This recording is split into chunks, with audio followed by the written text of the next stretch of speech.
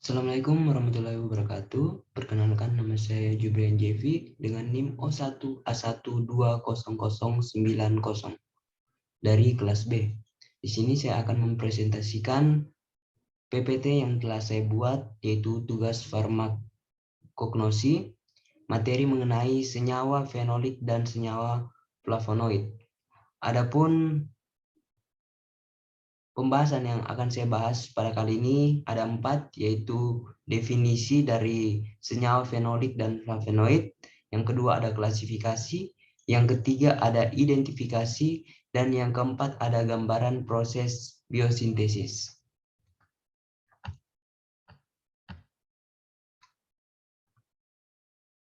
Yang pertama, definisi senyawa fenolik dan flavonoid. Senyawa fenolik. Senyawa fenolik adalah senyawa yang dihasilkan oleh tumbuhan sebagai respon terhadap stres lingkungan. Senyawa fenolik berfungsi sebagai pelindung terhadap sinar ultraviolet dan melindungi dari DNA dari dimerisasi dan kerusakan. Sedangkan senyawa flavonoid merupakan senyawa yang terdapat hampir di semua bagian tumbuhan. Senyawa flavonoid memiliki aktivitas antioksidan yang dapat meningkatkan pertahanan diri dari penyakit yang diinduksi oleh radikal bebas.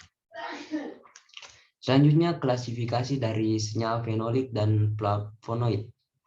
Untuk klasifikasi dari senyawa fenolik terbagi menjadi 2. Yang pertama ada hidroksibenzoik acid, di mana hidroksibenzoik acid ini terbagi menjadi 3. Yang pertama ada sinapik acid, yang kedua ada elagi acid, yang ketiga ada galactic acid. Yang kedua yaitu hidroksisinamik acid yang juga terbagi menjadi 3. Yang pertama ada ferulic acid, yang kedua ada cabbage acid, dan yang ketiga ada coumaric acid. Sedangkan klasifikasi dari senyawa flavonoid terbagi menjadi 6.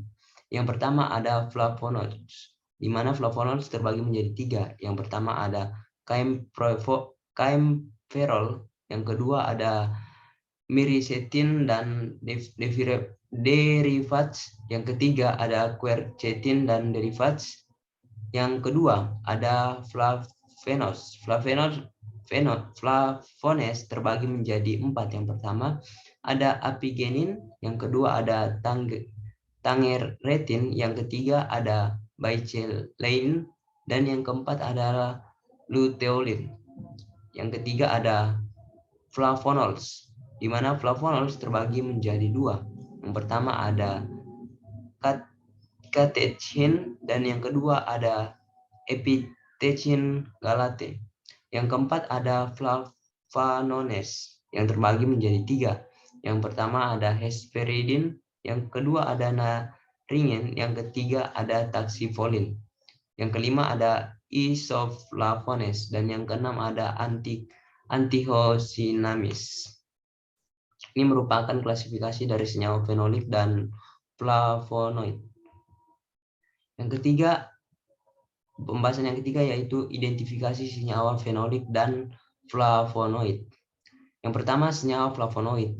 Secara umum, golongan senyawa flavonoid ditentukan dengan uji warna, penentuan larutan, bilangan RF, dan ciri spektra ultraviolet.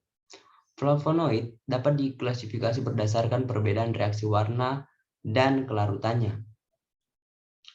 Metode spektrofotometri sinar ultraviolet dan sinar tampak merupakan salah satu metode yang dapat membantu untuk mengidentifikasi senyawa flavonoid dan menentukan pola oksigennya.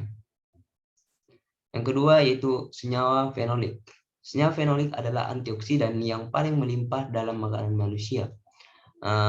Senyawa fenolik memiliki keragaman struktural yang cukup besar yang ditandai dengan gugus hidroksil pada cincin aromatik.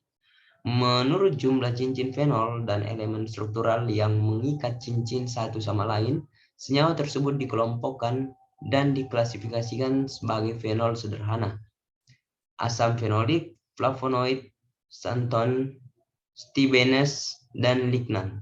Setiap kelompok memiliki mekanisme aksi yang berbeda yang berkolerasi dengan spesifitas struktural yang memberikan sifat antioksidan pada senyawa.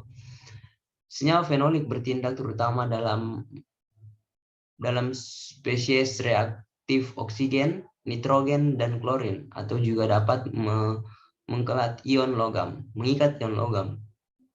Bertindak baik dalam tahap inisiasi dan dalam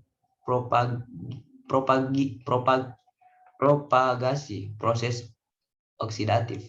Metode in vitro yang paling umum yang digunakan untuk mengevaluasi aktivitas antioksidan senyawa fenolik adalah metode in vitro yang didasarkan pada reaksi transfer elektron tunggal atau reaksi transfer atom hidrogen tunggal.